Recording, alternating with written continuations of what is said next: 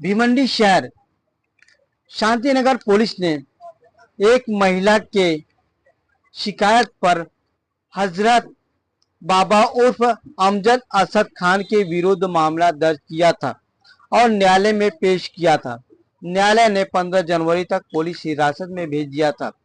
आज हजरत बाबा उर्फ अमजद असद खान के वकील अजरा मोमिन ने दलील पेश की, जिसके आधार पर कोर्ट ने हजरत बाबा उर्फ अमजद असद खान को जमानत दे दी।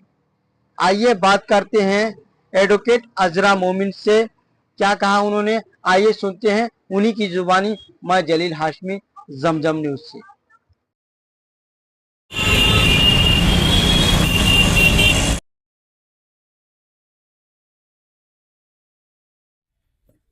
है जो बाबा को लेकर 8 लाख की ठगी का एक लेडीज ने आरोप लगाया था जादुई टूने से, तो आज उन्हें बेल मिल गई। तो क्या पूरा कोर्ट में क्या फैसला आया, किस तरीके से बेल?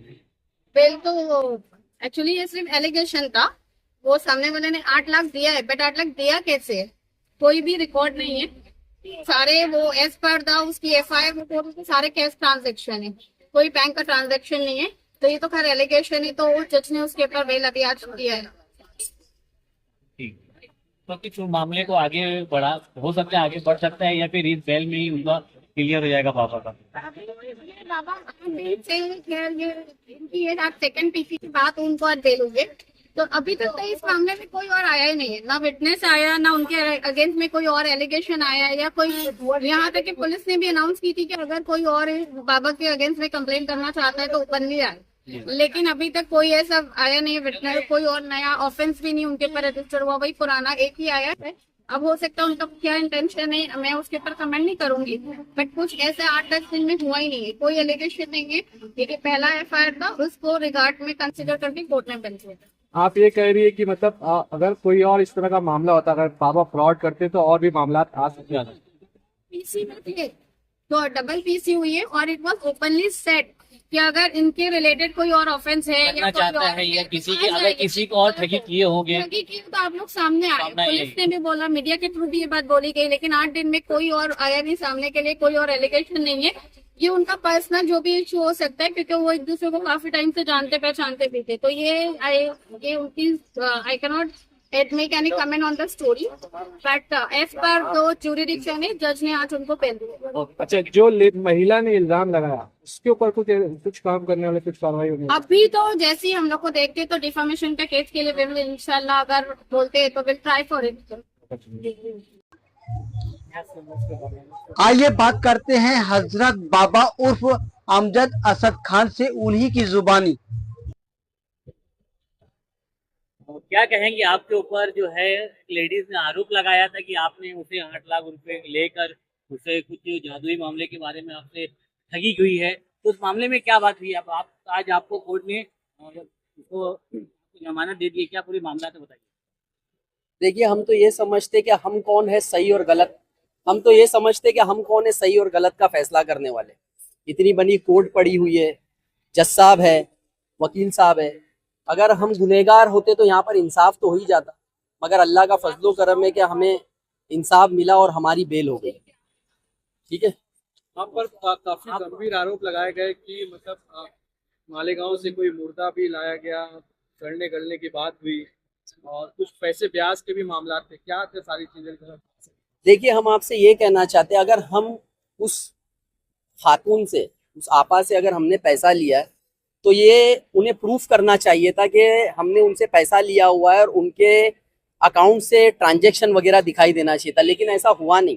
ट्रांजैक्शन तो हजरत हमारा उनके ऊपर नजर आया गूगल से, कि हमने उन्हें 3 लाख रुपया गूगल से और फोन पे दिया है। उनका कहना है कि वो कैश में ही ज्यादा पैसा, और किस जगह पर पैसा लिया वहाँ पे नहीं, ये सारी बातें गलत हो, ऐसी कोई बात ही नहीं है। कोर्ट ने क्या फैसला? बस कोर्ट ने अपना फैसला सुना दिया। अगर हम मुजरिम होते या गुनहगार होते फिर कटघरे के पीछे हो जाते, सलाखों के पीछे हो जाते, लेकिन उन्होंने अपना फैसला जो है वो आप लोगों के सामने ही सुनाया है।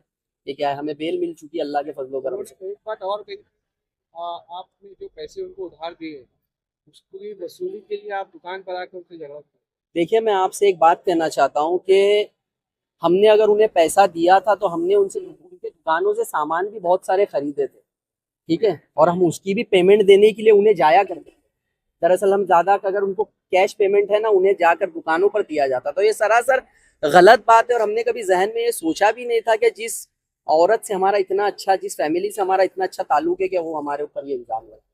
अगर लगातार 27,000 के ट्रांजेक्शन महीना दर महीना दिखाया जा रहा है, 27,000 के ट्रांजेक्शन जो दिखाए जा रहे हैं हजरत, तो हमने भी तो उन्हें कुछ पैसे दिए थे ना, तो वो हमें पैसा जो रिटर्न कर रहे हो, ये तो नहीं हो सकता कि बैच के तौर पे रिटर्न कर रहे होंगे, वो हमारे ही पैसे हमें दे रहे होंगे। जो हमारे 3 लाख रुपए का ट्रांजेक्शन है, तो हमसे भी तो आप ये पूछिए कि हजरत आपने जो गूगल से ट्रांजेक्शन किया वो क्या चीज का ट्रांजेक्शन है। ये बताइए कि जो बात हुई है, जो वहाँ पे इम्पोर्टेंस बात ये है कि बीमारी को लेकर आपने उनसे पैसा वसूली किया, क्या बीमारी का जो जो कहते हैं ना, जो झाड़ फूक वगैरह, इसमें कितनी सच्चाई है कि आप वाकई में ऐसी चीज बातों पर यकीन रखते हैं या फिर आप ऐसा कुछ काम देखिए, यकीन तो इस बातों पर हम रखते ही, उसमें कोई दौराय नहीं, लेकिन ये सरासर गलत है कि हमने उनसे बीमारी का बहाना करके उनसे पैसा लिया।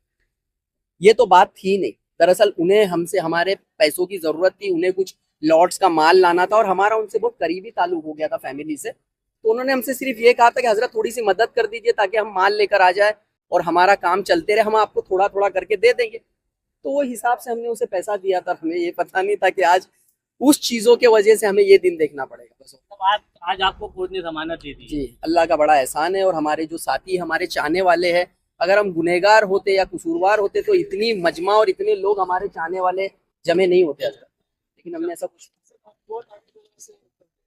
दुआएं तो करते हैं, हाँ यकीन तो करते हैं, बेशक ये चीजें यकीन करते हैं, लेकिन हमने कोई उनके लिए ब्लैक मैजिक हुई, ये मतलब उनके साथ कोई ताल्लुकात थे ही नहीं, ये सब बातों में थे ही नहीं। बस उनको बिजनेस करना था, उनको कुछ पैसों की जरूरत थी, तो हमने हमारे गूगल और फोन पे से ट्रांजेक्शन किया।